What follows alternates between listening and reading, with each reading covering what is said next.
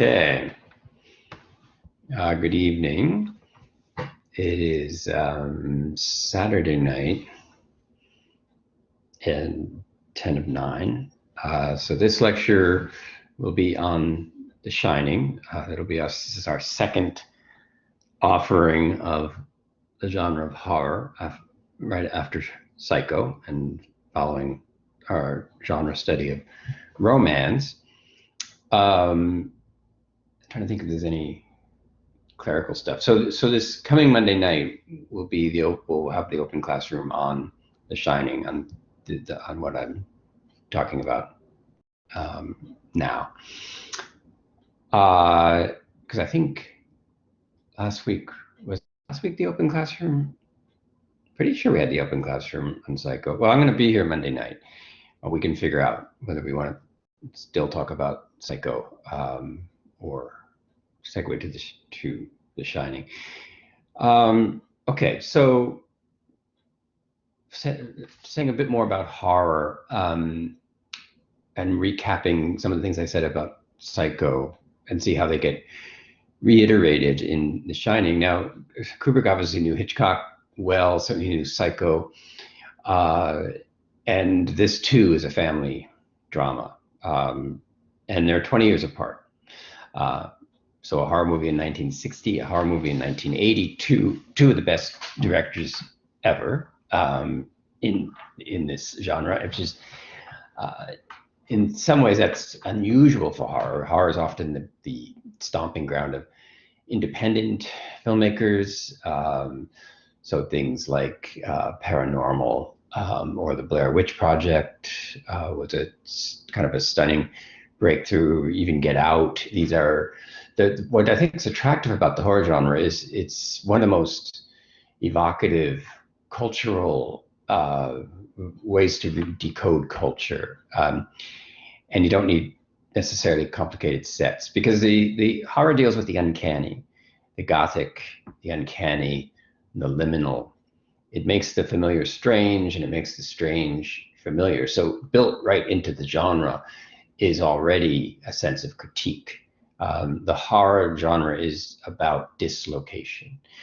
Arguably, the romance is about location, locating yourself, locating your partner, locating your relationship, locating the romance, and figuring out how to share space. So in some ways, romance starts with two characters who are actually they start off dislocated, not horrifically, but Ellie dies off the yacht, and Peter loses his job. So then Benjamin is completely at a loss as to what he's supposed to do. We could go through that all the romances we saw showed dislocated characters, but they weren't psychotic, and they weren't even aware of their dislocation. They were surviving, and in a romance, you have characters who are dislocated, surviving, not thriving, and then through the alchemy of the relationship of meeting the other and being able to tolerate the obstructionist element of the other. Like Ellie finds Peter endlessly annoying. There's a complete disconnect between the two, partly because they're holding on to their dislocation. They're mistaking their dislocation as their location. And it takes a while to figure out that their actual location is something they can only find in partnership with this other person who has to go through the same recognition. And we called that going from the transactional or negotiating through vulnerability to intimacy. Horror takes us into the vulnerable, into the in-between, the liminal, the gothic, the uncanny. So everything we think we know in the horror movie begins to deteriorate or deconstruct, and everything that we usually think of as comfortably outside the frame begins to dominate the frame. So very roughly speaking, the arc of The Shining is where we go from this banal introduction of his job and the Overlook, where people are vacuuming and getting ready to close up for the winter, and we get to see the kitchen, and it's not very enchanted at all. It's I mean, it's a giant place, and it's shockingly big, but it's also in the bright glare of day. There's nothing uncanny about the way the Overlook is shot in the openings of the movie, so that the gradual dominance of the uncanniness of the Overlook is quite gradual. So the shots of the hallways of room 237, obviously, it's the same hotel that we saw at the beginning, but it's become maze-like, and not even just because there's literally a maze, but the hotel itself has become a maze, just as Jack's mind is a maze in which he is lost and convinced that he will find a way out. But Jack can't find a way out because he is incapable of factoring in his own contributions to his misery, to his frustration, to even to his self-loathing to some extent, and then certainly to his incredible anger. Because Jack's not just an alcoholic; he's a rageaholic, and probably the one helps to release the other. So to be drunk is to add further drama to your rage, and to sort of put it over the top. But Jack's rage comes from a nearly bottomless well of a lifelong nurturing of kind of ill-placed resentment.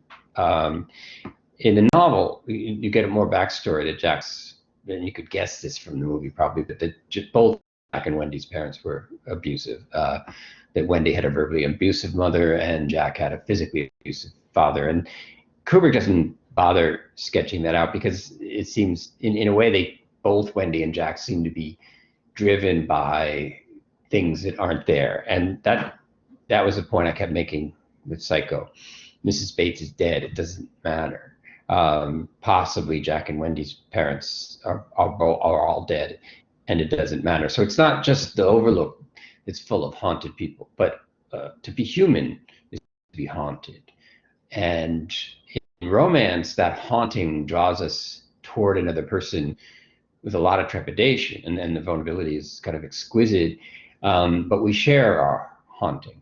Andre Breton, the great surrealist, said, don't ask myself, whom do I love? I ask myself, who haunts me? And but the romance puts as positive a spin as possible on the idea of haunting. So haunting isn't apparent in romance, but it's there. You get, in a way, you get haunted by your lover, so that when the break, like when Benjamin goes on that date, which begins with the strip club and him being as obnoxious as possible, and then ends with them having this incredible connection, which is then dislocated by Mrs. Robinson's,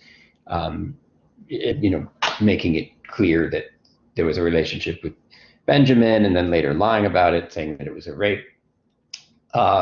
So all of that, and one of the haunting, there's a Kubrickian shot in The Graduate that might help us with this segue, because we go to a shot it's an overhead shot. It's a canted overhead shot of Benjamin sitting at his desk, and he's been writing the word Elaine over and over again. And that might immediately remind you of one of the most famous scenes in The Shining, where Wendy finally comes into the room. She's been forbidden to enter because he's so creative, and his creativity is so ephemeral that her presence is screwing up his genius. And all of this presumes that some kind of genius is tortuously being put onto the page. And she looks at the top page, all work and no play makes Jack a dull boy. And she looks at another page, same thing, looks at some more pages, starts frantically rifling through it, and there's nothing else. And in a strange way, Benjamin is in that Jack Torrance state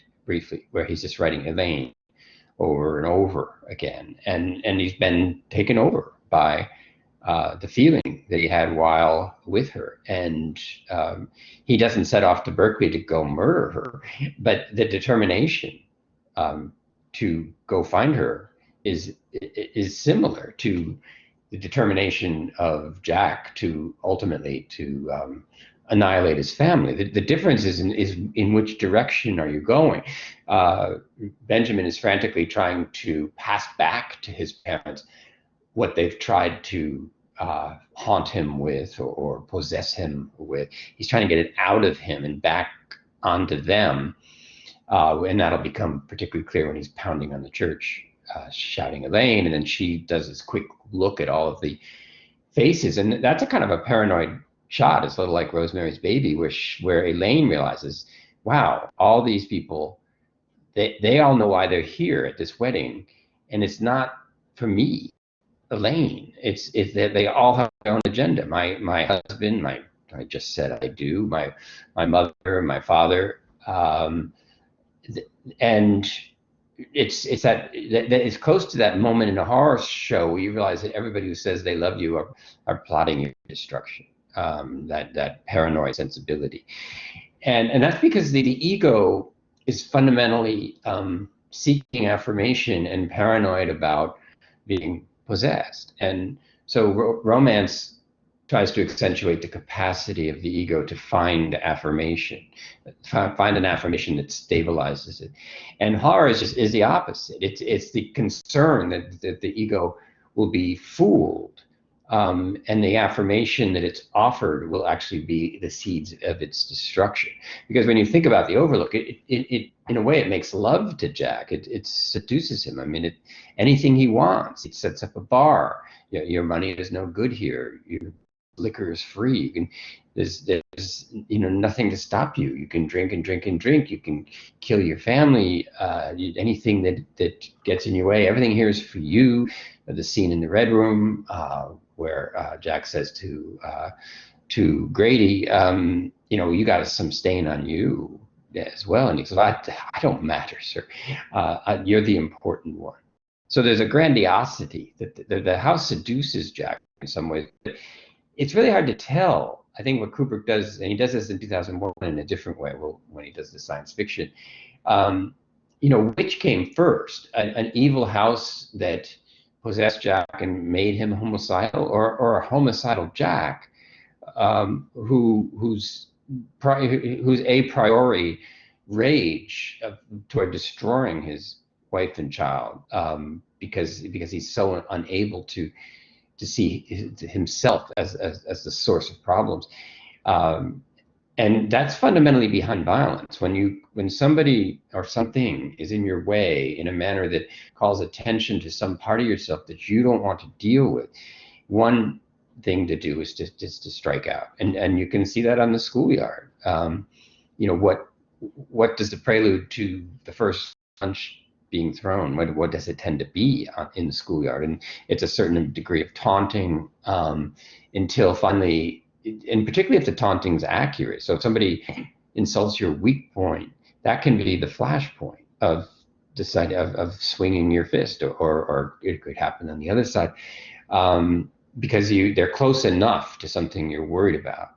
It's not a fair insult usually, but it's in the neighborhood of something you might be worried about in terms of yourself. So it becomes a crisis moment where if I don't stop this, then I'm going to be deconstructed by this verbal tact that's being taken, and that's when things go from words to violence. And every parent on the playground is always saying, use your words, use your words.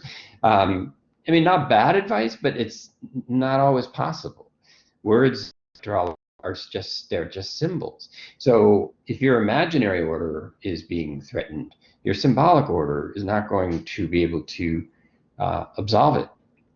And so another way to think of the arc of The Shining is there's a slow flip from this kind of assumed attitude that the symbolic order is still dominant, that Jack needs a job, he'd like time off to try and write his novel, this place needs someone to look after it, it's kind of a cool place, his wife will kind of think it's fun. Danny can run around in the maze, although there seems very little talk about, is it, and especially in this era of COVID, is it entirely of every 5-year-old's dream to not have anybody around remotely close to their age, and to have the only two people in the entire house that you see day in, day out, 24/7, your mom and dad. I mean, it's not that mom and dads are bad, but honestly, even if these parents were a little more balanced, and even if their marriage was more supportive, it's kind of toxic to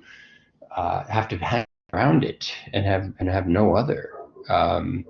So Danny's obviously concerned about that, because that's the first time we get introduced to Tony, the little man who lives in his mouth and his stomach, and who talks like this, so that we are introduced to Danny looking in the mirror saying, is he going to get the job, and what's going to happen? And then Tony won't talk about it, and he's like, tell me. He's like, no. And then we get that first image of the elevator and the cascade of blood, which basically Danny loses consciousness, and we'll move from that back to symbolic order. Now there's a pediatrician there, and the mother's going to sit down and explain in somehow translatable terms that what Danny's life is like at the moment. And the pediatrician, clearly with some misgivings, is deciding that this still is within the realm of normal, that Danny's mother is not reporting a case of child abuse, which although she pretty much is. And that's the point in the movie. I mean, the scene with the pediatrician was not in the original European release, and had very different feelings about the movie, because I think it's one of the most important scenes in the movie, because we see Danny, we see Tony, we see the pediatrician who represents, law and order, the symbolic order, and we see how the mother narrates the almost primal scene of Jack Torrance coming home drunk one night, and Danny had spread papers all around that he was supposed to grade. Probably was supposed to grade that night and not be at the bar getting hammered. So there's already a predisposition that he's coming home after his all-night drinking instead of doing his job, and then sees the papers spread out. And so that rage at himself flashes out at Danny, and he grabs Danny. Certainly probably not like, I'm going to break your arm, but but much more invested in his rage than in any sense of Danny's vulnerability, physical vulnerability. And that's the other thing about that's so self-serving about rage, is it gives you permission to take no concern for the other person. When you're actually that enraged, it almost feels like you have license. Well, you have license to strike out. You feel so aggrieved in your rage that the other person simply doesn't have rights, and that can be taken all the way to the level of shooting someone, or punching someone, or pushing someone. There's obviously the amount of violence varies wildly, but the dynamic is similar. The other person, your rage blots out the otherness of the other person, and it's the otherness that your rage is generated to block, so that it has a very specific function. And when people say I was blind with rage, that's very accurate in a way. Like, you can't see the other person. Your rage protects you. The philosopher Levinas, who was a philosopher of ethics, he said it is the face of the other that forbids murder. Well, obviously it doesn't always forbid murder, or there wouldn't be murders. But Levinas's point is, in general, it's when we are aware that the other person has a face too, then we're about as far as one can be from feeling like we have a right to shoot or punch.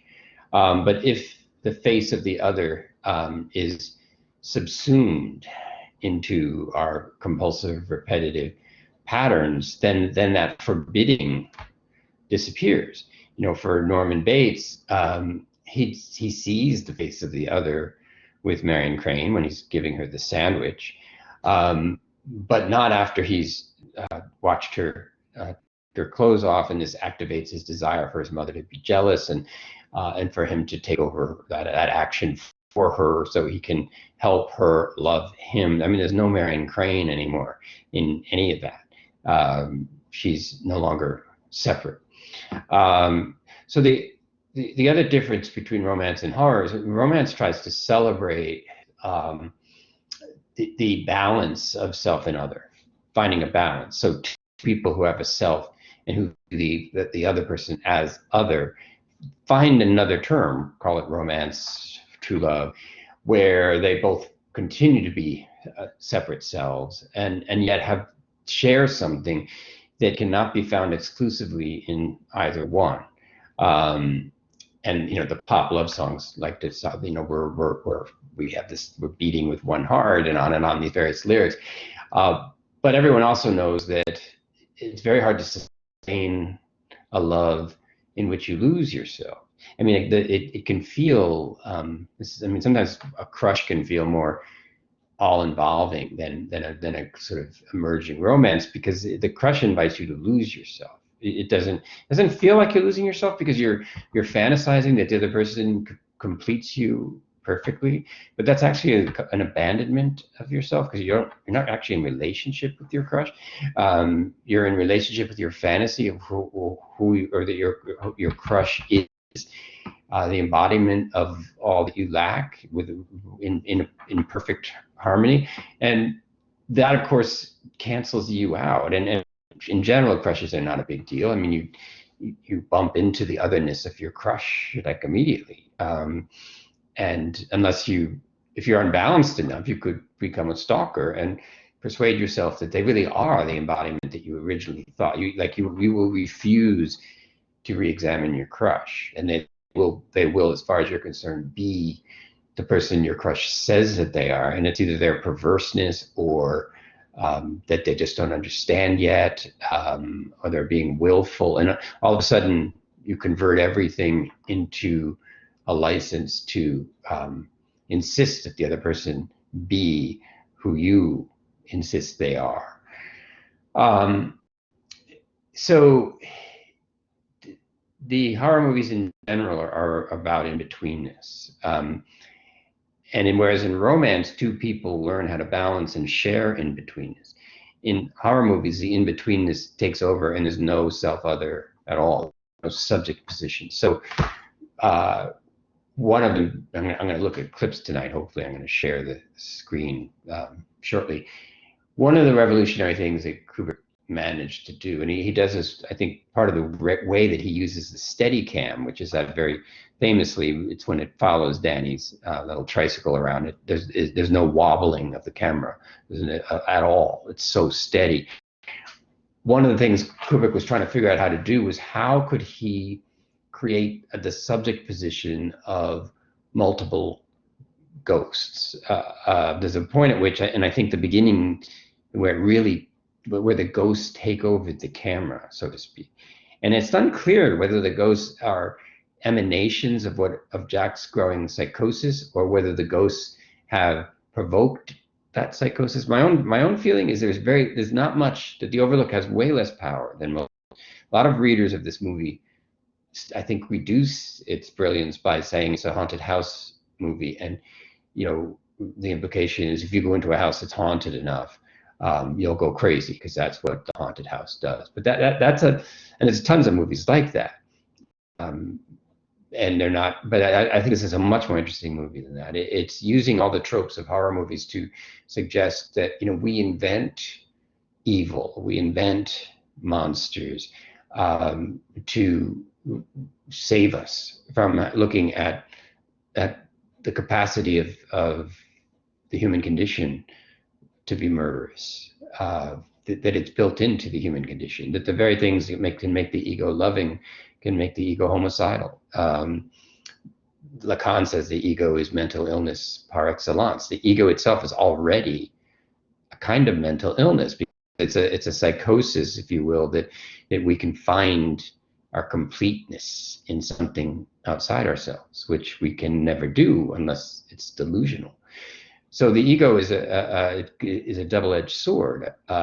It's a very good vehicle for setting us up to try and get what we need, but it's fundamentally unsatisfiable. It's chronically unstable, and it's capable of incredible hatred of otherness, as well as a desire to help and aid otherness. So the structure of the ego is already a kind of mental illness, but it's inescapable because of the symbolic order. We are a consciousness that uses language, so we are fundamentally split, and it makes us remarkable species, and it makes us incredibly treacherous to ourselves, to others. We can't seem to resolve the gap, which also gives us so much of our creative power. I mean, Freud called it sublimation.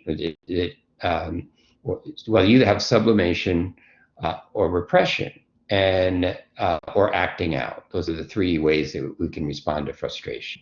So sublimation is we use the feeling of frustration to double down on our efforts. So if you're trying to learn a piece by Mozart on the piano, and you keep missing a key, and it's frustrating, one of the quote unquote healthier responses is to take that frustration, take that energy, and put it back into practice. Do the piece again, do the piece again. And if you can keep directing that frustration toward improvement, then the frustration will also lessen, because your recital of the piece will improve. So a lot of it depends on what your tolerance for frustration. Because the other thing you could do is set the piano on fire. You could take it out on the piano. You could take it out on Mozart, like burn the music book. I just say that I don't want to play this stupid composer. So that would be a failure of, that would be acting out. The other would be repression, where you would say, I don't care that I can't play this piece by Mozart. It doesn't bother me. It doesn't matter, but it does. So then you stop. But if you deal with life mostly through repression, the repressions tend to add up. And whereas sublimation, because it pushes you forward toward accomplishment, doesn't accumulate as much. And then acting out always tends to burn it down, and which isn't necessarily always bad. Sometimes, if you're being badly treated, acting out on your anger and storming out, or slamming down the phone, or saying, I don't want to see you next week after all, that can be healthy, because Jack takes the easy way out with the overlook. Like Jack is overlooking his own limitations, and the overlook is saying, no, it's not you, it's other people, it's everybody else. It's remarkable to me how Jack this film was made in 1980, but when I looked at a lot of the angry, frustrated QAnon people, many of them white, but not feeling supreme anymore. So white supremacy itself is less about white being, it's much more of a nostalgia movement of a remembered fantasy, which never was true, that white people are inherently superior. I mean, there was a time where the plantation system with slavery, the genocide of the Native Americans, that quote unquote white people were superior in force, but they were never superior in any psychological way. And in fact, the more force a colonizer uses, the less stable their sense of self. So violent people tend to get more violent. Even people who attain power tend to want more. There's almost no sense of, okay, this is enough. Once you embark on a false complementary system to make you feel more than you are, and you lose the tolerance for frustration. So what we'll see, with Kubrick is, I think I'm going to push the reading a little bit more, that that the Overlook Hotel is pretty inert. It's like cake mix without water. Jack really supplies the energy. That's not the way Stephen King wrote the novel, and he really didn't like the movie because Stephen King was struggling with alcoholism actually leading up to the writing of The Shining. So it's partly autobiographical of Stephen King's own struggle with alcoholism, and so not surprisingly, he has sympathy for Jack, and in fact, in the novel. At the very end, Jack sacrifices himself to burn down the Overlook because he realizes it's evil and it's about to kill us. So he's almost the hero of Stephen King's novel. So King was fairly horrified when Kubrick took a sort of cold look at the novel and said, okay, so this is just a guy who makes a lot of excuses for himself, and the supernatural, Kubrick seems to suggest, is just those parts of ourselves that we refuse to understand. They're supernatural because we refuse to see that they're part of our nature. So they, in the same way that monsters look as though they are striving to get in the house, because that's easier than recognizing that they already are present. So I'm going to try and share a screen now and go through some scenes. So let me see, share application screen, Chrome tab, film catalog, share, and see if I can, okay. Yeah, let me sort of do full volume here and full volume here. So what we're looking at is a very, very opening shot, and we're going to get a slow zoom forward. So it's worth noting that the opening shot of this is a little like the Western, actually, typical of the Hollywood Western, which tends to begin with landscape shots and then slowly shows you like maybe one man on horseback or a small, tiny town. So what Westerns try to open with this is going to be about what it's like to come into a foreign hostile territory and try and build a civilization in the wilderness. And so this, in that sense, it opens a little bit like a Western, and it sort of maintains that because these super high shots of the tiny little yellow Volkswagen wending its way through this tiny little road, a road that we know and we're told later will be impassable once winter comes, that it will be cut off, and we'll hear the story of the Donner Party that presumably, well, they certainly did freeze to death. Whether they cannibalized one another seems a little bit harder to know for sure, but certainly that's part of what's been handed down. So there's right from the beginning of this movie, we're reminded of one of the features of American Gothic, which is that the wilderness has never been tamed. And to the degree that it was tamed, the atrocities that were committed have drenched the ground with blood, like the sort of what comes pouring out of the elevator, which could be a symbol of American violence, both in slavery and in native genocide, at least. There's just a lot of blood in the formation of American history, and yet America has this very strident ideology that it's a city on top of the hill, that it's God's gift to us, that we proved our worthiness. None of that jives at all with the way that America was settled, which was brutal, unfair, violent, and it continues. It just continues now in a slow, grinding kind of way. America is incredibly behind in terms of healthcare and any other sort of, not so much socialism, which they act as though that's the worst word in the world, but for a nation, for one of the most powerful nations on earth, which America likes to remind us of all the time, its social systems are incredibly primitive. They just essentially don't have health insurance. It's very spotty. It's a nice country to live in if you're rich, frankly, and not very good at all if you're not.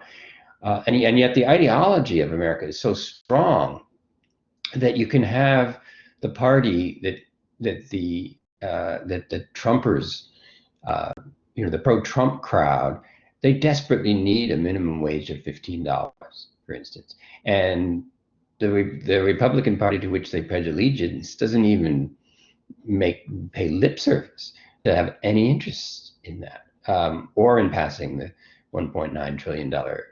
It's the disconnect of how nothing is done for these people, and they're still their absolute loyalty is, really the way it's done is it's a lot like Jack. Like you pump up the lower class white population. This is something Trump did rather brilliantly, and say, you really are superior to everyone that's not white, to Mexicans, to blacks, to others. And it's telling that Grady brings up the quote unquote nigger cook in the bathroom scene, and that Jack repeats it. I mean, that the N word is just as taboo and transgressive in 1980 as it is now. And that's where that bathroom scene starts to flip, and we see that Grady is telling him to be white, to rise up, to reclaim his heritage, to dominate his woman, dominate his child, dominate other races, such as the Negro race. And the Overlook is built on a native cemetery, and there's a lot of native iconography built into its decor, which is never really remarked upon. It's simply there, and the savage, unexpected murder of Dick Halloran, the chef, is, it's very strange because Kubrick spends so much time getting Dick Halloran to the Overlook, like multiple shots of him calling, getting a plane reservation, being on a plane, trying to get a snowcat, driving the snowcat all the way up the mountain, and he's killed 30 seconds after he walks in the place. And that, to me, is Kubrick refusing revisionist history. In the novel, Dick Halloran saves Danny and helps save Danny and Wendy, and in the end, they're almost a new family, where Dick Halloran, whether or not he's going to actually be a partner of Wendy, is left sort of hanging there. But he's the typical wise black man who there's often the wise black woman, the sort of Aunt Jemima figure that you get in Hollywood movies as well, who brings a kind of earthiness and benevolent cynicism that's protective and that helps the weaker white people carry on. The weaker white people who are still capable of empathy. So Dick Halloran survives in King's version, and he's just murdered without a thought, just because an axe buried in his chest, just one massive hit, which to me is definitely Kubrick saying, do you want a metaphor for slavery? There's one.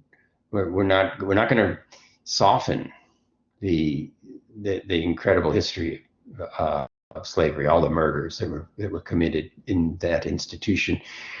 We're not going to try and make ourselves feel, because Stephen King does this, and some of the other film adaptations like The Green Mile and The Shawshank Redemption, they have a very identifiable, and King didn't invent this trope, but he certainly uses it, the wise black man who shines, actually. I mean, even though they don't necessarily shine in The Green Mile, nearly. Yeah, they have this extra capacity that's kind of undefined, and it seems transcendental, and so it's interesting that Dick Halloran has the shine, and he talks about how his mother had the shine, and he's the one who names it. He's the one who calls it The Shining, but he also minimizes it when he's explaining it to the boy. He says, now there's things you'll see, and I just want you to remember They're just pictures, like in a book or a movie, which is kind of ironic since we're watching a movie. And then Danny says, "What's in room 237?" Because he's already picked up on this. He's already seen the twins. And you can see it's a really interesting take on the reaction shot of Dick Halloran. Is like, "Oh man, so you really have this shining." And he said, "There ain't nothing in room 237, but you have no business going in there." Which is, and you can, at that point, especially when you rewatch the movie, you know, that Dick Halloran's not entirely benevolent figure. I mean, he's leaving. He knows how dangerous the Overlook is. He's hoping that things will stay at a manageable level. He knows it would be a bad idea to go into room 237, and room 237 is the real. It's the undefinable. You know, what's in room 237 is what you have no business seeing. So it won't. My going into room 237 won't be the same as you going into room 237. Room 237 is the blind spot that lets us see. It's the nightmare that lets us, you know, fantasize something better. It's interesting that Danny first goes in there thinking his mom might be in there. Whereas when Jack goes in, of course, he sees this unadorned male sexual fantasy of a gorgeous woman who for some reason, without any, what's kind of pornographic about this scene is not so much pornographic as in or being judgmental, is more like there's zero context. And the way pornography is typically set up is that the heterosexual male fantasy is exactly what the women want to do somehow, like magically. So if the pizza delivery boy, you know, comes in and the woman's attractive, well, of course the woman wants to seduce him. But that says a lot more about the pizza delivery boy than the woman. So it's a sort of a straightforward pornographic fantasy on his part. But the reality of her being the hag, who then starts, you know, moving toward Jack, cackling. It speaks to his misogyny that with Jack, either you're pornographic fantasy fulfilling his every need without him even having to express it, or you're the old sperm bank, which is one name he gives his wife, or bitch, which a word he uses frequently. So for Jack, women are either pornographic holograms or castrating bitches, and there's no middle ground. But that says more about Jack than women. If your sense of masculinity, and then we talk a lot about toxic masculinity these days, or the Me Too movement, and one of the ways that what makes masculinity toxic, because the structure of masculinity doesn't have to be toxic, but it is set up so that it can become toxic, because masculinity leans heavily on this idea that your masculinity attracts women into servicing your needs. And yet most women are enculturated in a very different way, and they're aware that masculinity is a delusional performance on the part of the man, and that their job is to make that less apparent. So the woman's like, "Oh, you're so big and strong," or "Can you carry this case? It's so heavy." And you know, I'm being sort of stereotypical here just to make a point, but then the man's like, "Okay, I am big and heavy, and you need me to carry your suitcase." And the woman's like, "You know, whatever. I could carry the suitcase, but we'll perform gender together much better if you carry the suitcase, if you drive, if you open the door." All of those sort of cliches of chivalry. But where it can get potentially toxic is the way this is set up, that the woman may know that to some degree she's being performative in order to permit the unacknowledged performance of masculinity by the man. But the man doesn't know that, at least in a classic setup. So when his masculinity continues to feel not sufficiently shored up, this will be experienced as the woman's failure, and either she's being a bitch or she's being castrating. And we see that very much in the scene where where the mother says, we have to take Danny to a doctor. And he all of a sudden he rears up and he gets so patriarchal. Like, I signed that contract. I have responsibility. He hasn't done anything. She does everything. She's doing all the male chores at the Overlook. She's checking the furnace. She's running around. She's checking in at the radio. He's doing nothing except sitting in his room going slowly mad, typing the same sentence over and over and over. He's totally abdicated the male masculine position, and she's occupying both. But she doesn't, and she doesn't really come off as feminine. And this seems to be another thing he resents about her, that she's a sperm bank and she's a weight, and I've let you F up my life up until now, but I'm not going to let you F it up anymore. I don't know that it's shown anywhere specifically here, and I can't remember whether it's in King's novel. Somehow I can't shake the feeling that perhaps that Wendy got pregnant, and that's a reason they got married. There's certainly that chronic built-in resentment of, he calls her the ball and chain at another point. And it's very convenient of Jack to position Wendy as the one who's holding him back. And even when he says, I've let you up my life up until now, it's such a weird, it's such an abuser's interesting tactic. Like they haven't been able to get anything they want from their life. And so they preserve the fantasy that great things should have come to them by picking someone, typically a woman, who has thwarted them. And then they're able to say something that sounds kind of dominant, like, I've let you F up my life, but I'm not going to do it anymore. Like, I've always been in charge. I just was nice enough to let you make me a failure, not because I am one, but because I let you make me one, and I'm not going to do it anymore. But of course, this isn't going to work because she's not why he's a failure, and killing her is obviously not going to help. Grady is very encouraging to him that, yes, it would. So I'm gonna play this scene forward a little, and let me just play it for a little bit, and then but I want you to watch the camera movement, and I want you to watch how the car comes into view, and think about the relationship of point of view to the focal point of these shots. Like in this shot, we see this little island in the middle of the water it's at the vanishing point of the scene. So in the first swoop forward, and it's slightly phallic, it has a kind of a pine tree in the middle of it. This will look like an almost standard shot where you move across the feminine water to the masculine tree. But of course, this camera is a bit unhinged, and this isn't so different than the opening of Psycho. It's funny how you get an unhinged camera in the opening of both of these movies. So let's just watch.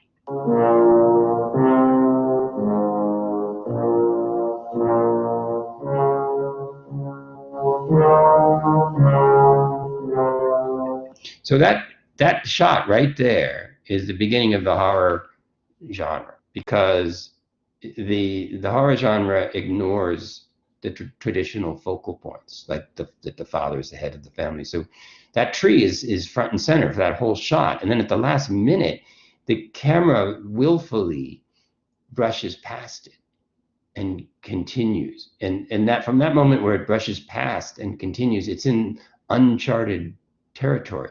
The camera shot has become its own point of view.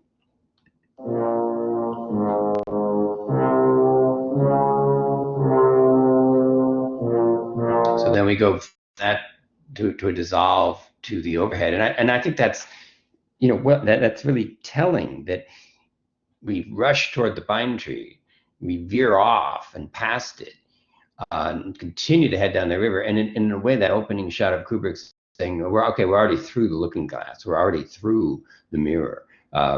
This is going to be about the uncanny and the subliminal and the repressed and repetition compulsion and trauma.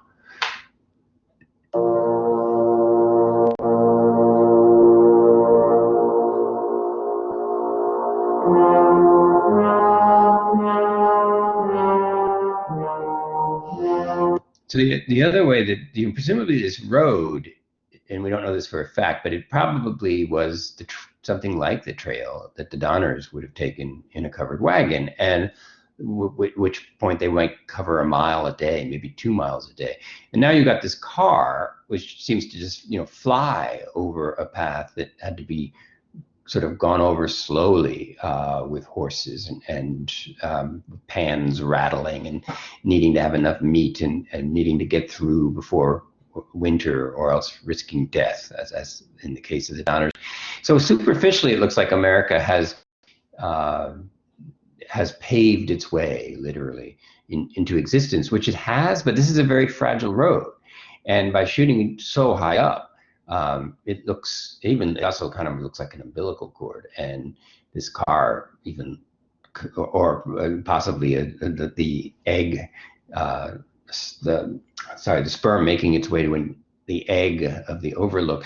But it's all very fragile, very umbilical. And the camera shot argues against what the road and the car is meant to represent. I mean, the road and the car are very important in American culture, and they're almost always presented as images of dominance. So you have four-wheel drive. Think of all these car commercials. They have low-angle shots of gigantic tires, and the cars seem to be able to eat mountains. So this is the worst car commercial ever shot, because instead of making you feel in control behind the wheel, changing gears, 0 to 60 in 2 seconds, instead you have this tiny little bug inching its way.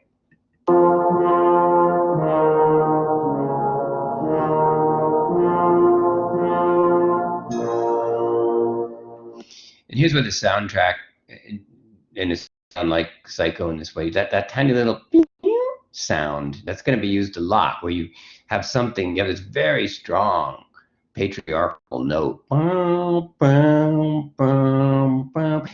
it's so it has so much so what I'm looking for, momentum, that the percussionist momentum is so strong that it seems like a car or like a bulldozer, able to move anything that could be put in front of it.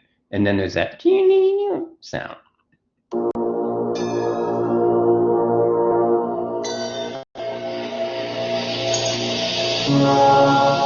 And see how that grows. That's the uncanny. That sound has nothing to do with the percussionist harmony, which is very linear. It's eating away an insect noise. It is eating away at the edges of this pontificating bass note.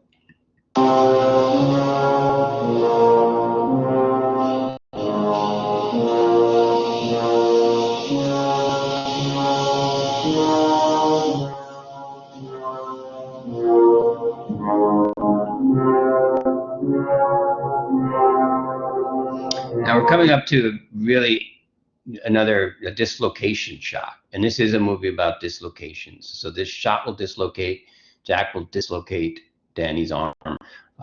The events of the Overlook will begin to dislocate Wendy and Danny's everyday routine, because we were almost to the point where we could say that the shot, although it's been taking a long time, it's going to be an establishing shot.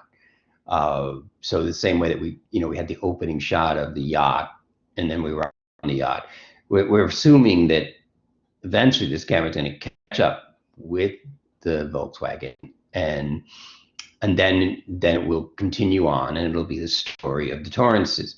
But watch what happens.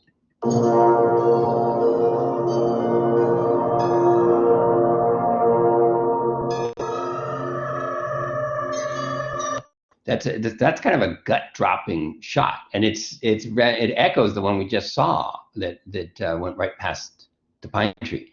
Now, what is with this camera? And Hitchcock does that too, when the camera just goes right past the psychiatrist and down the hallway.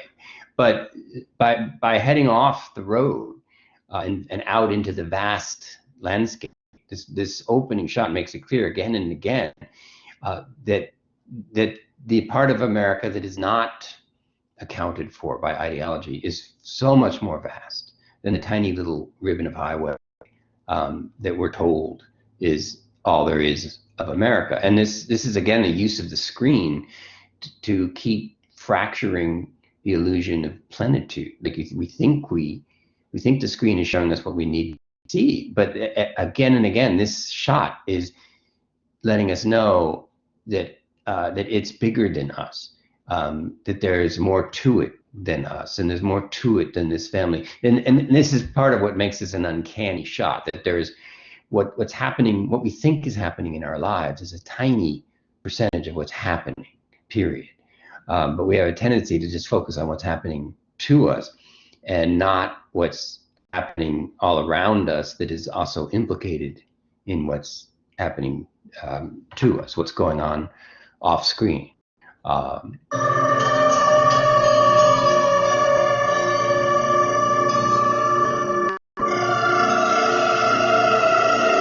Okay, so now we've just lost the boom, boom, boom. It's just kind of chittering and kind of a creepy wilderness sounds at night around a campfire.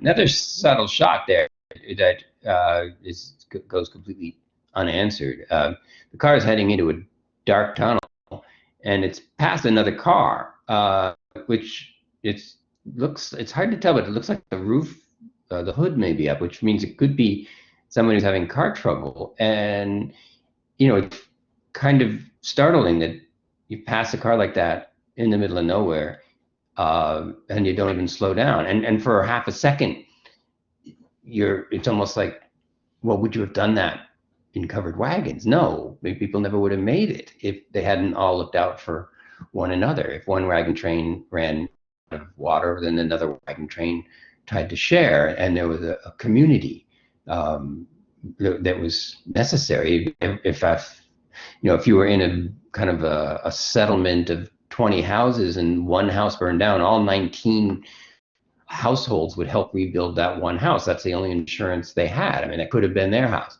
and next time it might be. So the 19 rebuild the one, or they're all 20 are potentially going to burn down. So, but that kind of community, taking it all the way up to now, and in the Trump era, where America's really suffering from toxic individualism, that we should all be looking out for ourselves, and other people should be looking out for themselves. And why should I pay for somebody else? And in a way, it's a massive smokescreen to show that the distribution of wealth is completely out of skew in the U.S. That the reason that those in power can insist that everybody make do for themselves is they have enough money to make do for themselves, and they keep massive amounts. Trump paid $750. All that money that's not being paid is not going to public schools, public parks, public programs, and that kind of phobia about supporting the public domain has really reached toxic levels in the U.S. And the answer that's given to the lower class these days is, you'll get your piece too as soon as we go back to having institutions like slavery and elimination of people who we stigmatize as having taken some part of our share away from us.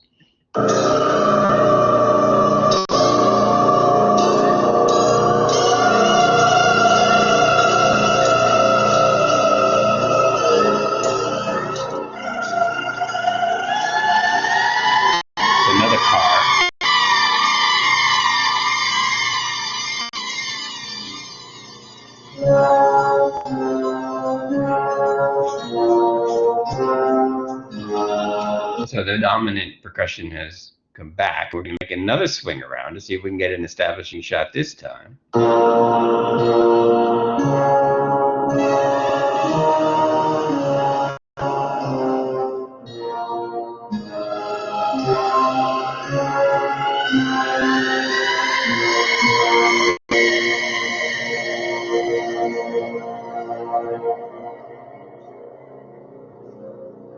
And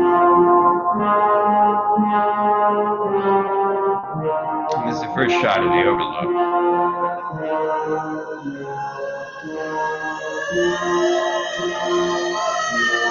Notice how incongruous the Overlook is. It's called the Overlook, but there's a massive mountain looming up behind it.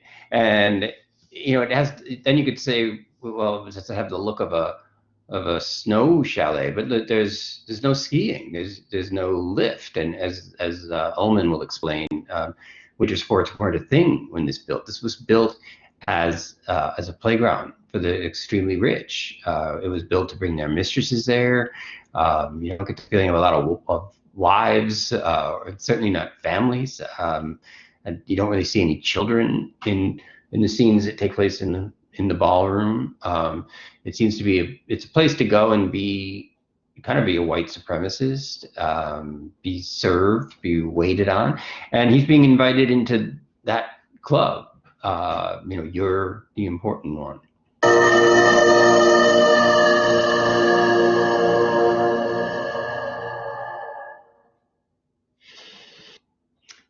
And so now that's the closest thing we will get to an establishing shot. And now we see Jack Torrance entering the hotel. Now, from this point on, Kubrick goes into a parallel editing situation, going back and forth between Wendy at home with Danny and Jack making his way through the interview process. And one thing it sets up is how sort of diminished the Wendy and Danny and Jack's life has been. I mean, he has lost his job as a teacher, and although it's not stated that drinking was the issue, it seems pretty clear to me that Jack Torrance bottomed out, lost his job, injured his child, and then promised Wendy that he'd never touch another drop. Well, we find out later that he's only been dry 5 months. Wendy tells the pediatrician that it's been 3 years. So he's been lying about that too. And probably part of Wendy's interest in this adventure, because Ullman makes the point that because of insurance purposes, all the liquor is removed from the premises. So we don't get this conversation, but I could imagine Jack saying is what I need is a place where there's no alcohol, and then I can write. And Wendy is she's fallen into this enabling. She wants so much to believe the illusion of her relationship with that Jack cares for her. He resents her deeply. He resents his son deeply. He resents everything and everybody very deeply. He feels like he has a right to drink, and that the fact that he's not drinking is her fault too. All these deprivations that he's brought about for himself, losing the job, injuring the child, none of them are his fault. And so his ego is much more dangerously leaning toward the narcissistic, where everything is seen only in relation to whether or not it can cover his ego. But and I'm going to jump a little bit to the scene where Danny is talking to Tony. And okay, this is where Jack calls home to say that the interview process is going fine. Great. Look, I'm at the hotel and I still have an awful lot to go through. I don't think I could get home before 9 or 10. Sounds like you got the job? Right. It's a beautiful place. You and Danny are going to love it. Why don't you want to go to the hotel? I don't know. You do know. Now come on and tell me. I don't want to. Please. No. Tony, tell me.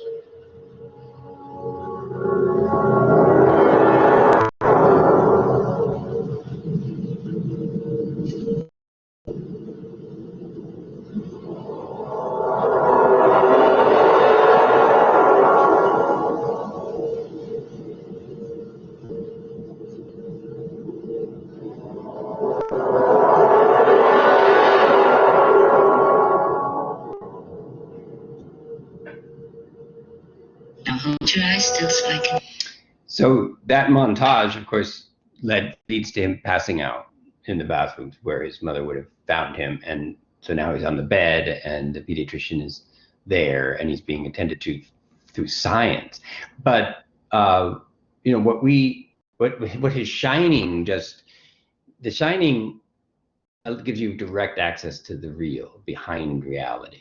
And none of us can tolerate the real without the buffering systems of the symbolic and to a certain extent the imaginary. So we fantasize about what the real is and we organize the real into structures that represent it, but in fact are not it. And the relationship of the symbolic and the imaginary is always in danger of being overwhelmed by the real. So in this case, the blood, the cascading blood, and it's not just, you know, some trickle of blood, it's a river, it's a torrent.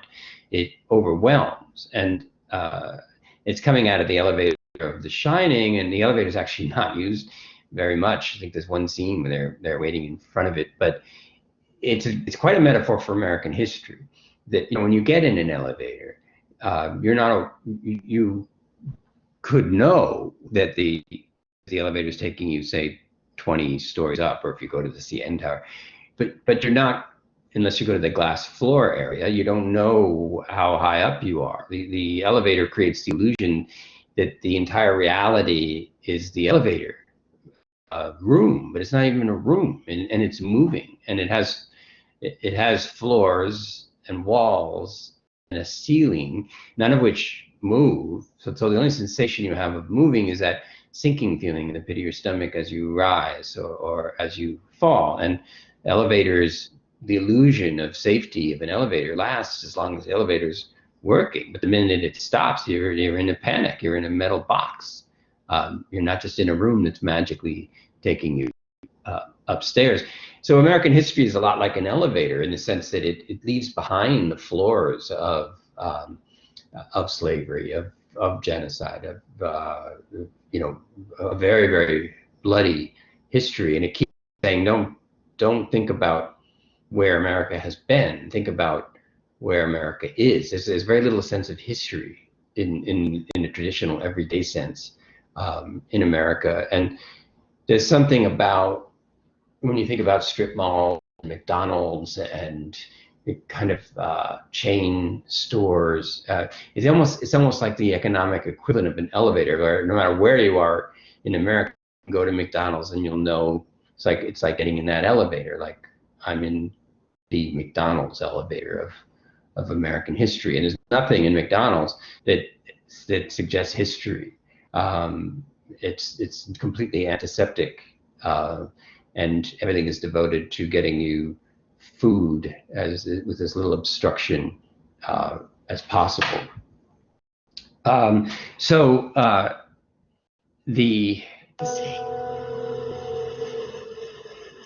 pediatrician is looking at Danny. That's good. Now the other one. Good boy.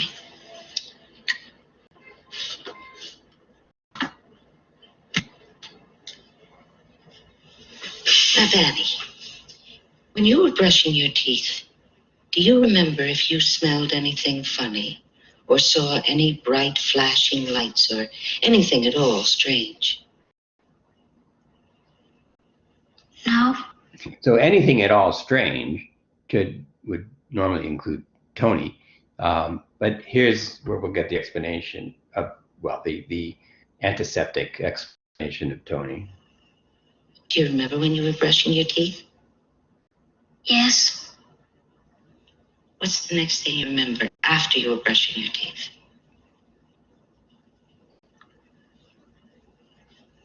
And I was saying, wake up, wake up. Wake up, Danny, wake up. Now, Danny, can you remember what you were doing just before you started brushing your teeth? Talking to Tony. Is Tony one of your animals? No, he's a little bit that lives in my mouth. Tony's his imaginary friend. Oh. If you were to open your mouth now, could I see Tony? No. Why not? Because he hides. Where does he go? In my stomach. Does Tony ever tell you to do things? I don't want to talk about Tony anymore. Okay. That's fine. All right, Danny. So what we're, this is 1980, and the era of to contextualize this, in 1962, the first major study was released of something called battered child syndrome. And previous to that, there's literally nothing about child abuse in sort of published medical history. It's simply, there's a kind of collective refusal to imagine that parents could hurt their children deliberately. Now that may be hard for you guys to imagine. This is 2020, and that's 40 years later, and there's been obviously been way more about child abuse, about incest, about domestic abuse. So it's hard for me to, but I want to impress on you that this is a horror movie that's registering, just like The Graduate did, on a different level. That very real alcoholism, domestic abuse, breaking a child's arm or worse, suddenly was visible. And doctors were then being taught that if a child comes in for a second broken bone, you need to look further at whatever the excuse is. If you notice bruises on the child, teachers were also started to be informed. Bruises around the neck, bruises around the arm, suggesting being gripped too hard.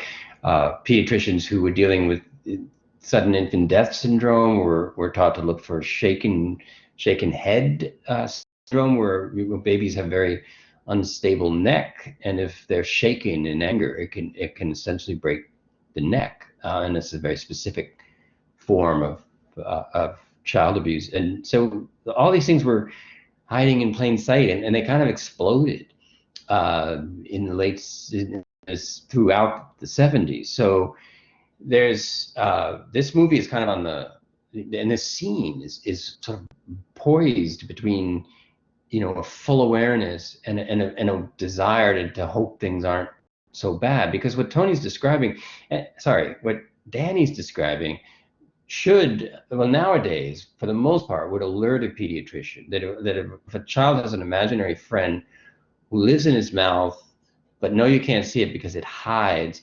We now would call this, it's on a spectrum, but we would call this dissociative identity syndrome. It used to be called multiple personality, but that wasn't very, very accurate.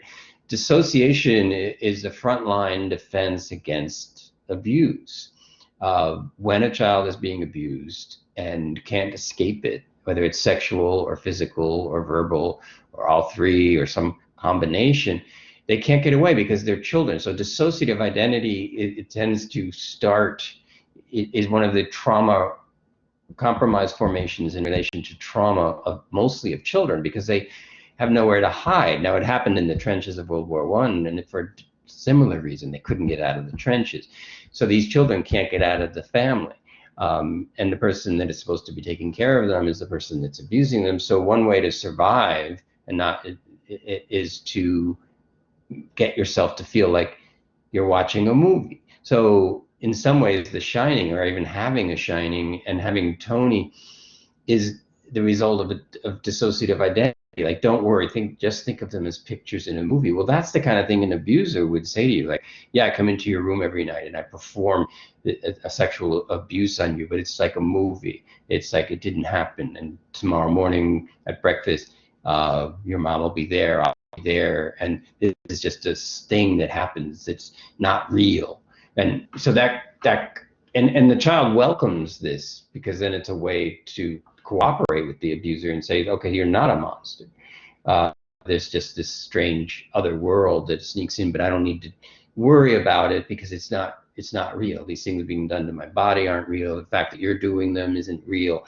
And the difficulty, of course, is that, and that's what Norman Bates did too, to a certain extent, is he dissociated and became more and more his mother's thing. So the problem with this strategy is when you grow up, for one thing, your reaction to stress is to dissociate, and that can also make you vulnerable to alcohol and other substance abuse, because you're driven to trying to blunt your sensory intake so that you don't trip the dissociative mechanism.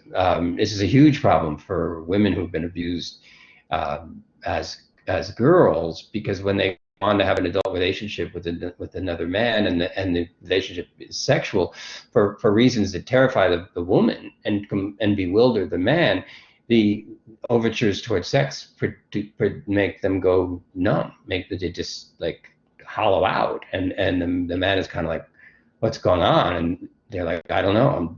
You just, when you put your arm around me, I just suddenly wasn't here.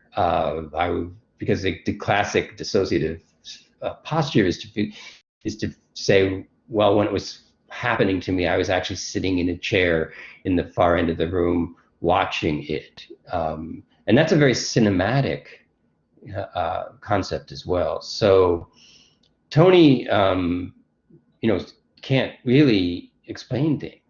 He works in images, which are pre-verbal, and in this case, while Tony can intuit, is this place is full of unresolved history. This place is dissociative. The Overlook is dissociated from the history of violence that permitted it to be built. And if we go to the car scene, we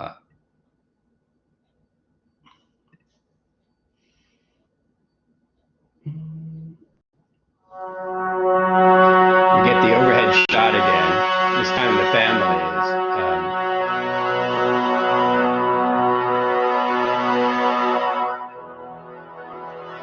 Now I want you to notice that shot was very different than not very different, but different from the opening shot of the movie, in that it comes up over the mountainside. So Kubrick's introduced a strange element of intention in the camera shot that doesn't technically make sense, since this is not a point of view shot. But it's almost like something came over the mountain and noticed the car, and there's a predatory swing to it.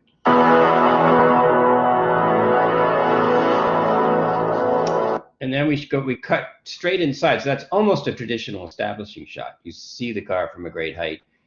You see the family inside. Jack is quite intent as usual, probably focused in his own mind about how everything is an imposition on him.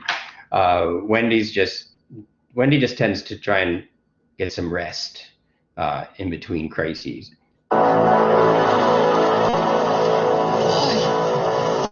They must really be high up. The air feels so different.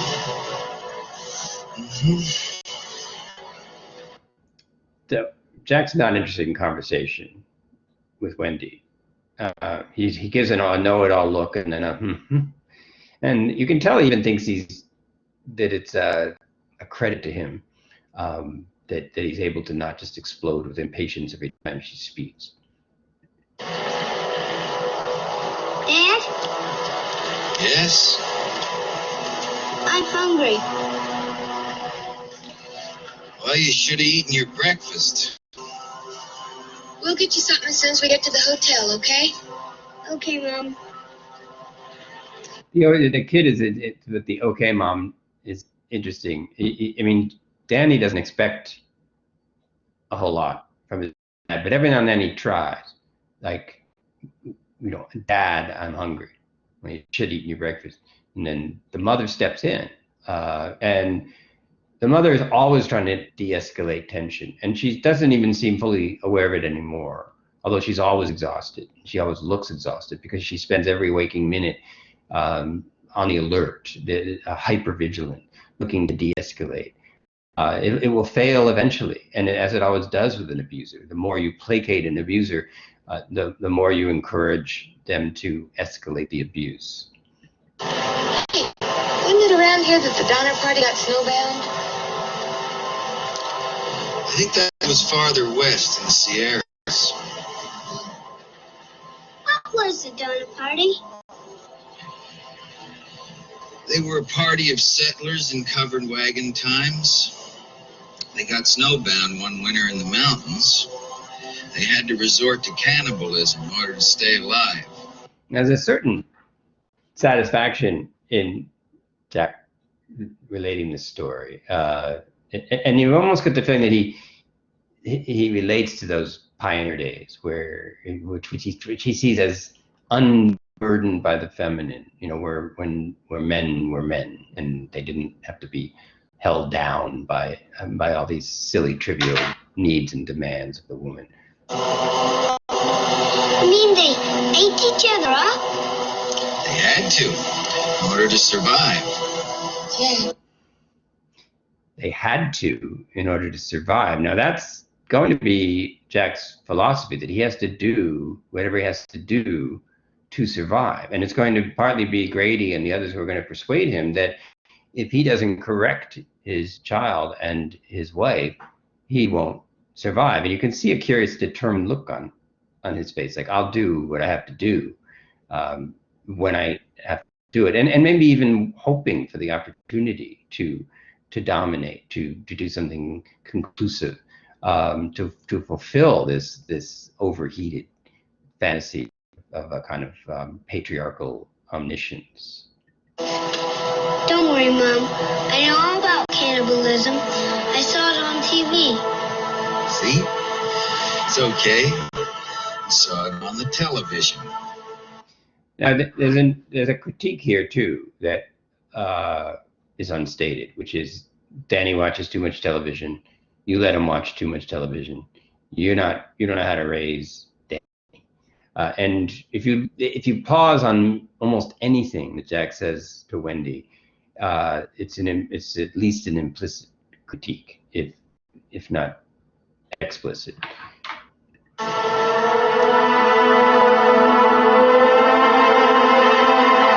And her silences are, a lot of people have said, "Oh my God, Wendy's so lame in this movie." Actually, I don't think that's true at all. I think she's doing incredible amount of work trying to keep this car on the road, trying to keep this marriage on the road, trying to keep this abusive husband and father sober.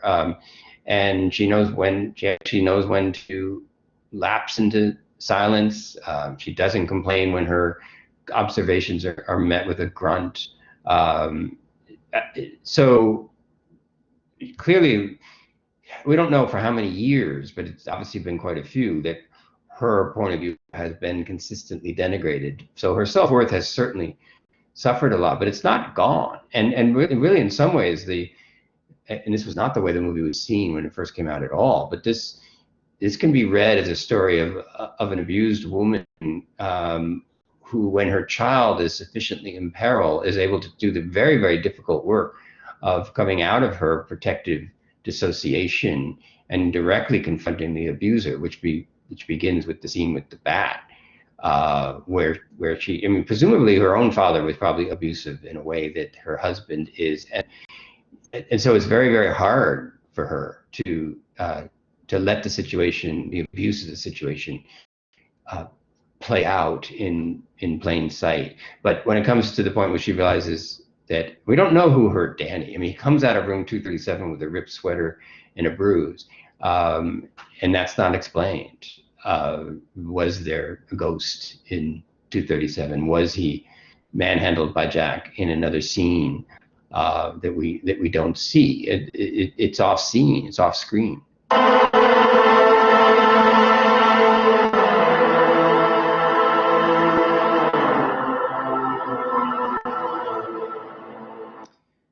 So I think a lot of things happened right here in this particular hotel over the years. And not all of them was good. What about room 237? So I told you about this. Look at this long take. Room 237? You're scared of room 237, ain't you?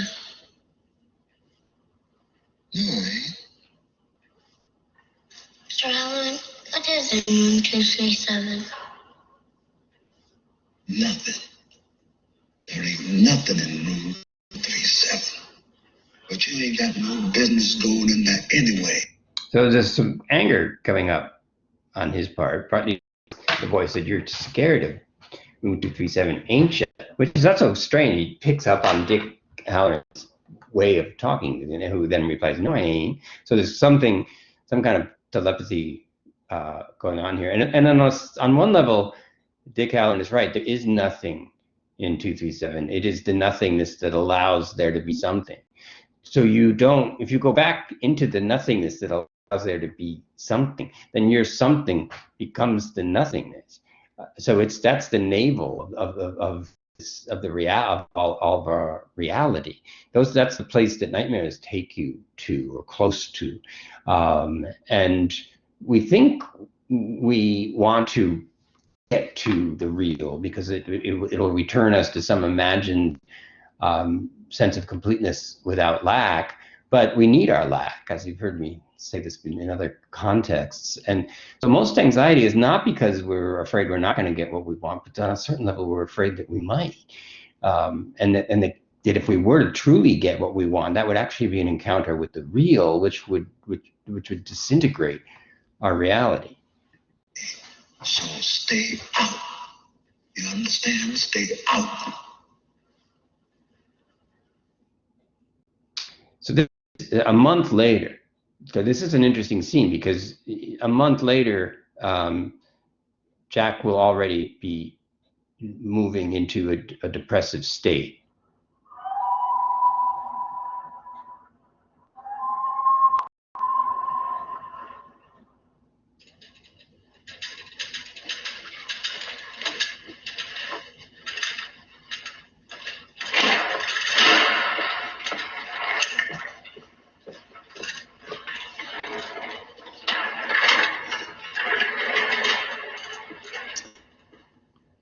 And here we can see Wendy doing, again, unacknowledged. I mean, the other way to keep somebody you're abusing easy to abuse is to get them to feel that, get them to do all their chores and give them an enormous amount of responsibility, and then never acknowledge that they're really doing anything.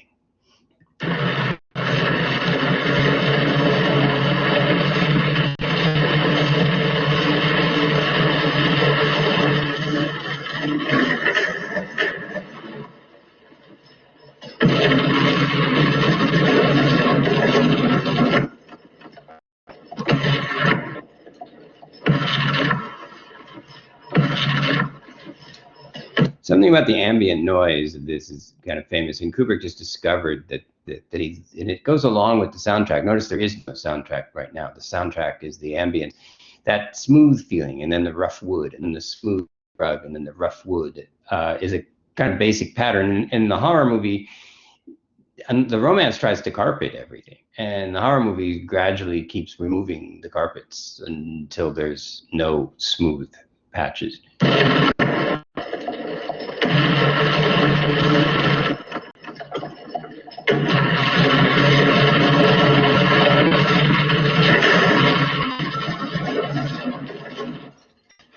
So that the whole shot was just him going around the entire perimeter of the Overlook. And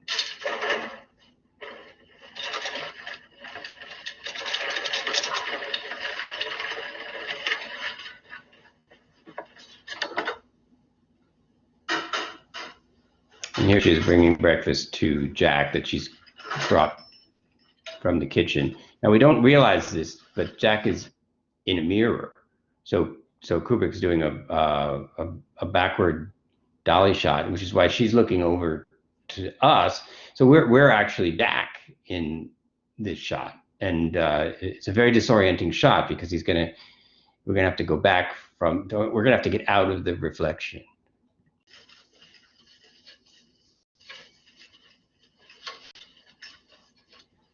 Good morning, hon. Your breakfast is ready. What time is it? It's about 11:30. 11:30. Jesus. I guess we've been staying up too late. I know it. made them just the way you like them, sunny side up. Oh, nice. It's really pretty outside.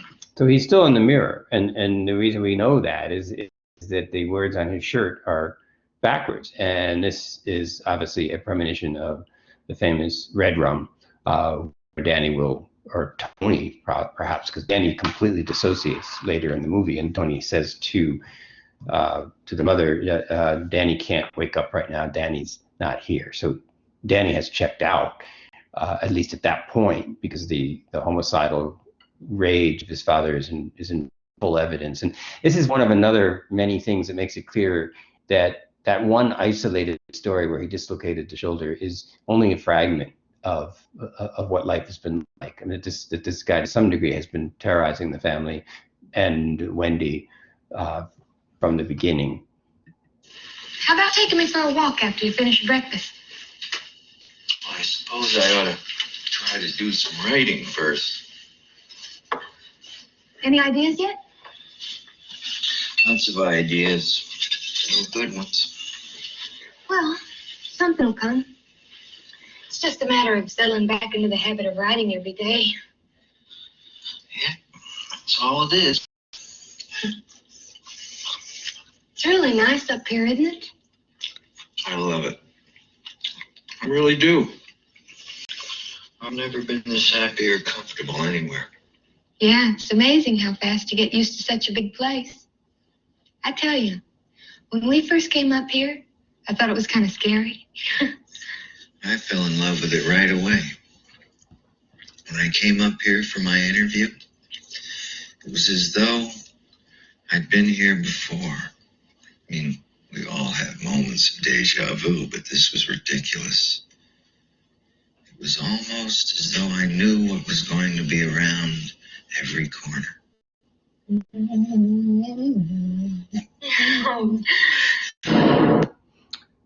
So here, of course, he's making a joke about it, but it's also the truth. And I think part of since I tend to resist the supernatural reading of this movie. I think part of what's affecting Jack already is the evidence of wealth.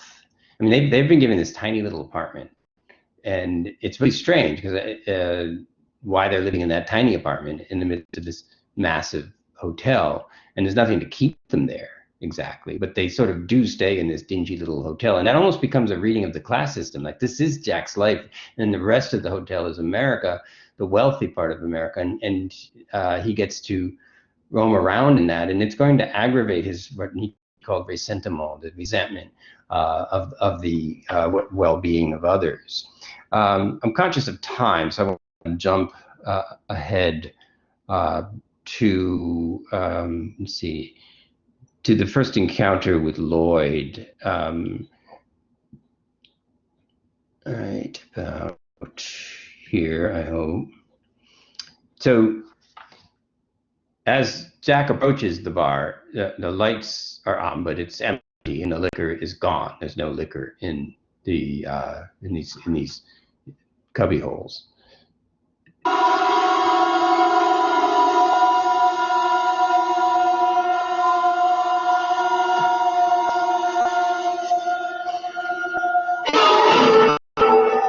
He's obviously looking for liquor. Did they leave a bottle anywhere? Anything for a drink. My goddamn soul. Just a glass of beer. So that's the classic Faustian moment. I would sell my soul for beer, and then we're going to get this fantastic counter shot.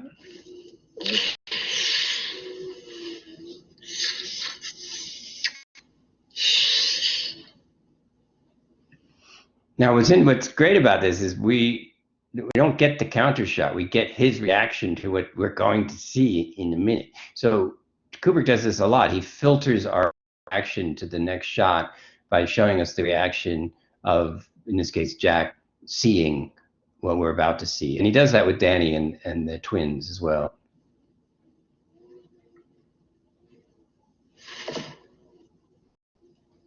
Hi, Lloyd. A little slow tonight. So yeah, so up through this part, we have no reason to suspect that he's doing anything except pretending.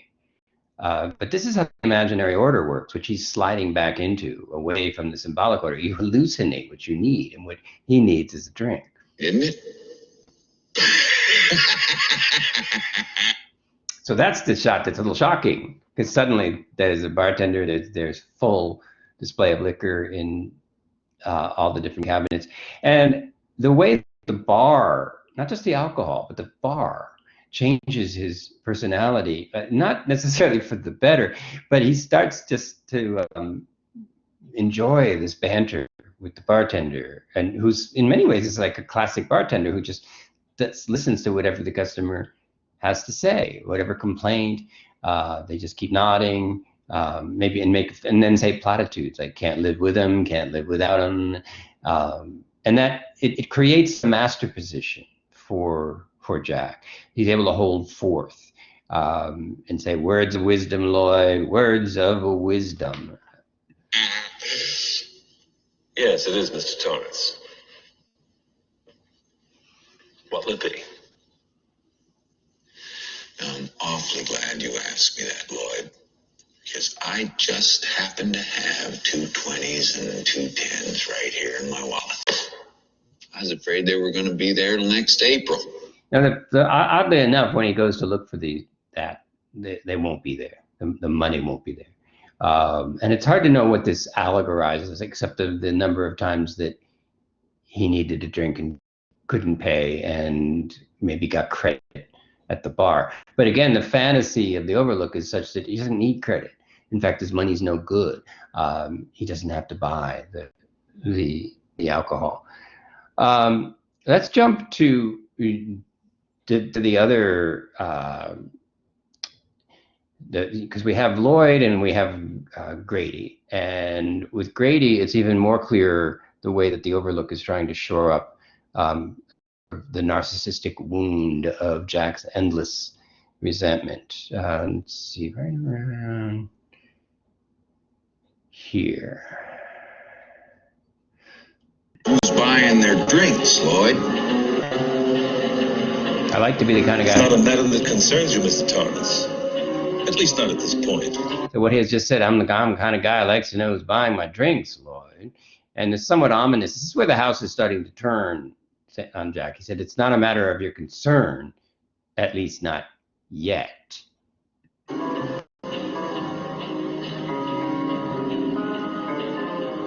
Anything you say, Lloyd. Anything you say.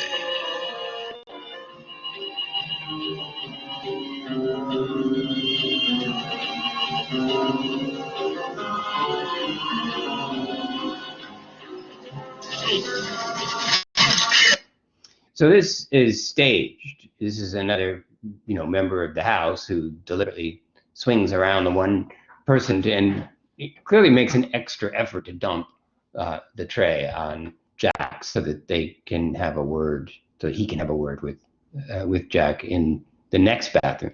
By the way, this is the third bathroom that we've seen. The one where Danny faints, the one that's in their little place, and now the wealthy bathroom of the Overlook itself. So sorry, sir. I made an awful mess of your jacket, sir. Oh, that's all right. I've got plenty of jackets. I'm afraid it's overcast, sir. No, he actually doesn't have plenty of jackets. So he's trying to play the part here, even though he's dressed like nobody else in the room. He's very awkwardly trying to be like, oh yeah, I'm one of these wealthy people. I don't have to worry about jackets getting stained. I can just throw them out and put on other jackets. It's not his world at all. So he tends to stain. Avocado, is it? Yes, sir. Look, I think the best thing is to come along to the gentleman's room, sir, and we'll get some water to him, sir. Looks as though you might have got a spot of it on yourself there, Jeevesy, old boy. Doesn't matter, sir. You're the important one. So that's the key. That doesn't matter, sir. You're the important one, and that elevation of Jack. In this scene that follows, we will see Grady, a brilliant piece of acting, and he was kind of a regular for Kubrick, great character actor, and he'll move slowly from somebody trying to shore up Jack so that Jack will feel like he has a master gaze. But in the end, making it clear, just as Lloyd did earlier, that there's another gaze watching him, and that his remaining in the place of the master is going to depend on him doing the will of the Overlook. But this is kind of a comment on patriarchy itself and in toxic masculinity, that the overbearing, overpowering masculine figure is actually weak, and is trying to shore up a decaying illusion of power by thundering, kind of Wizard of Oz style, that they are the great and almighty Oz, and the more they try and do that, the more they destabilize the ground under their feet. Awfully nice of you to say. Of course, I intended to change my jacket this evening before the fish and goose soiree. Very wise, sir, very wise. Here, I'll just hold this for you there. Oh. Use it. Thank you, sir. Thank you. Now, let's see if we can improve this with a little water, sir. All right, I'll just set my bourbon and advocat down right there. I'll keep you a moment, sir. Fine. What do they call you around here, Jeezy? Grady, sir. Delbert Grady.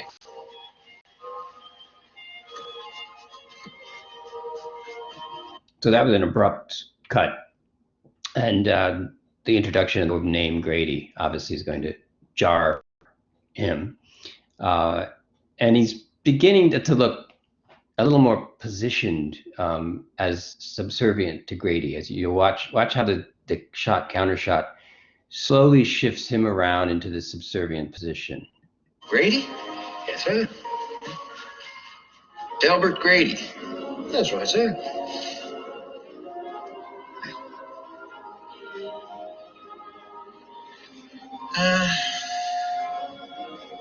Mr. Grady, haven't I seen you somewhere before?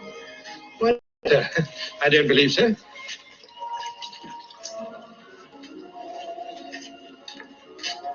Notice how he keeps looking at Delbert Grady in the reflection of Delbert Grady. Jack's eyes keep going from the face to the mirror, and the mirrors. There's a constant play on mirrors in this movie. The double, the uncanny, the unseen, room 237, the real. It's coming off now, sir.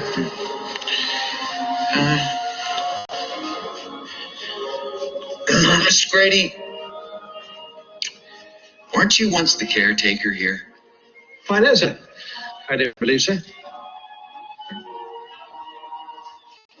You married man, are you, Mr. Grady? Yes, sir. I have a wife and 2 daughters, sir. And where are they now? Oh, they're somewhere around. I'm not quite sure at the moment, sir.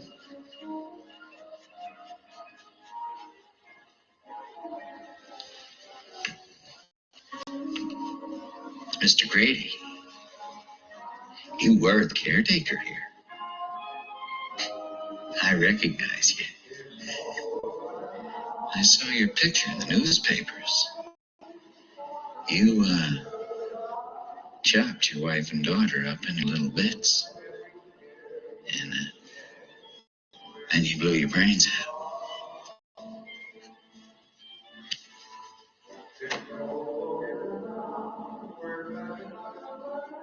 Now this shot doesn't entirely make sense, because earlier Delbert was in a different position. So Kubrick is violating some of the basic, what are called 180-degree rules, where you make sure that you do your shot counter shots from the same angle, and he's not. He's varying the angle with virtually every counter shot. So this is totally dislocated, disoriented.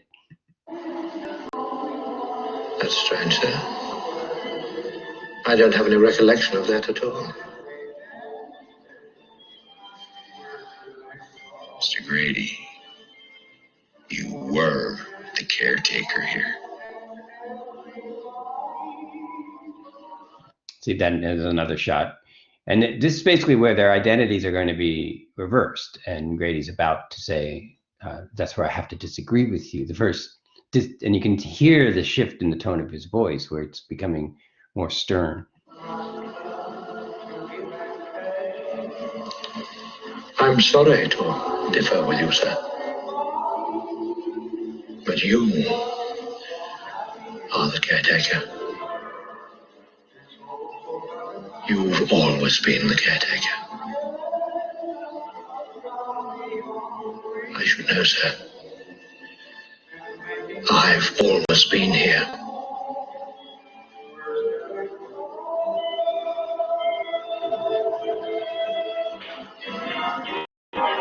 Now, this look is peering. Now, this would suggest that Delbert Grady may not be there at all, because this really looks more like a shot of Jack looking at his own reflection. So there's been this play on mirrors all the time, and the way he kept looking at the mirror instead of at Delbert and Lloyd, everything is an extension of his fantasy, which is why I don't really see these as ghosts.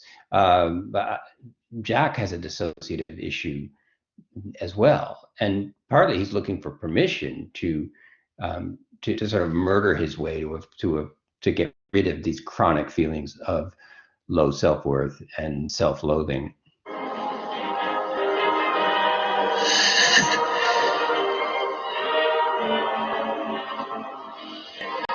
It's a very different gaze than we've had before. That's an unflinching master gaze. Did you know, Mr. Torrance, that your son is attempting to bring an outside party into this situation? Did you know that? And by the way, the situation is unlimited liquor for free.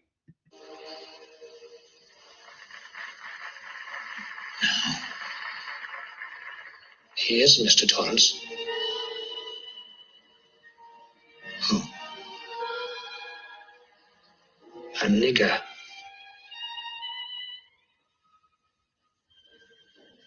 A nigger? A nigger cook.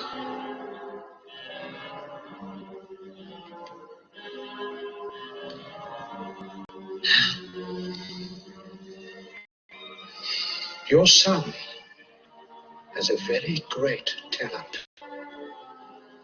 I don't think you are aware how great it is. But he is attempting to use that very talent against your will. So that the bringing in of the will, and notice that it's not clear that Jack knows what the heck his will is. The house is supplying him with a kind of excuse for will that has no content.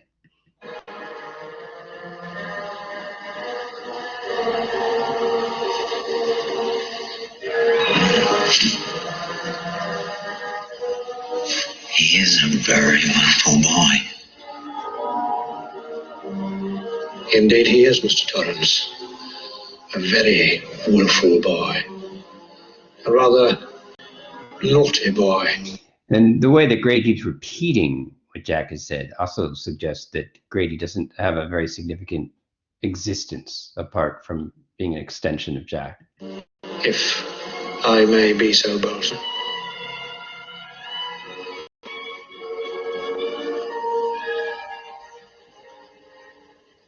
It's his mother. She interferes. Perhaps they need a good talking to. If you don't mind my saying so.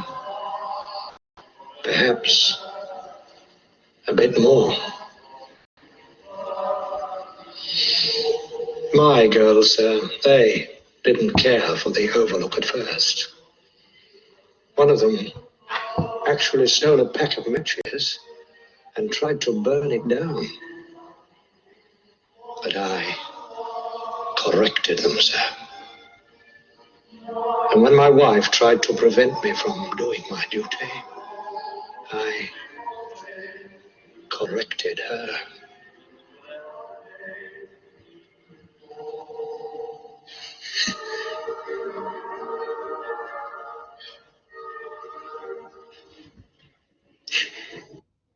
so that it's a strange place to cut that scene. And I mean, Grady began this scene, but to me, this is the pivot moment of Jack's descent into a frame of mind that has always been there. I really don't think the house put it in him, and in many ways, he's looking for excuses. And I think the way the hotel has affected him is he's surrounded by the excess of willful men who got their way and corrected anything and anyone that stood in the way of that. And in some ways, the horror movies, especially since the beginning in the 60s and moving through the 70s, there's the way that and I'm going to try and end on this point because I'm aware it's getting late. The way that late capitalism is registered in horror movies since the mid 70s is the excess of enjoyment as obscene. So that we've moved from, say, in the modernist era, the commandment to obey, to this kind of postmodern commandment to enjoy, which still feels like it's similar to obeying. You'd think it would be the opposite, but in fact, this command that we enjoy is essential to late capitalism because capitalism has ramped up the need to consume so high that it's stripping away all inhibitions. Like, you have a right to this, and you deserve that, and you should have it, and if you don't, someone's depriving you of it, and you need to correct them, and you need to correct that, and there's no limit to your enjoyment. And that becomes the horror. Unlimited enjoyment is as horrible as unlimited oppression. And this opening up of Jack, who has always presented everything as a restraint against the fantasy of his own entitlement. So I'm gonna have to pause there. Maybe we can get into some other dimensions of this on the classroom. Hi, it's me again. On the classroom night, I posted a thing for extra credit, and I'm going to post another thing for prompt, and it's an episode of a 1950s show that I found called Make Room for Daddy, which I found on YouTube, and it's an interest. I think I got to find this episode again because I want you to have a look at it, and I want you to write about how the implicit violence of the relationship of parent to child, especially in suburban, the pressure of living in suburbia, and the financial pressure. This is a 30-minute sitcom from the 50s, and I want you to view it as uncanny, and notice the plot line of the attitude of the parents and the children, and what kind of discipline should be used, and how should children be corrected. So look for that. I'll put it on the Quirkus page maybe tonight. Okay. So meanwhile, enjoy the rest of, well, I'm talking to myself. I'm going to enjoy the rest of my Saturday evening, and I will see you guys on Monday night. And I hope you've been having some kind of fun with your midterm. I'm not commanding you to enjoy it, but it's an option. But I'll see you Monday night at 7:30 right here on Quirkus. Bye for now.